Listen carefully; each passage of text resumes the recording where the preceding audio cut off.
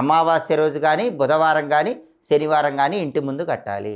అలాగే బూడిద గుమ్మడికాయ సూర్యోదయానికి ముందు కడితే చాలా మంచిది, లేదా సూర్యోదయ సమయంలో ఇంటి ముందు కడితే మంచిది. మధ్యాహ్నం కట్టినా పర్వాలేదు, కానీ సాయంకాలం చీకటి పడిన తర్వాత బూడిద గుమ్మడికాయ ఇంటి ముందు కడితే ఎలాంటి ప్రయోజనము ఉండదు. అయితే ఈ నియమం గృహప్రవేశ సమయంలో పనిచేయదు.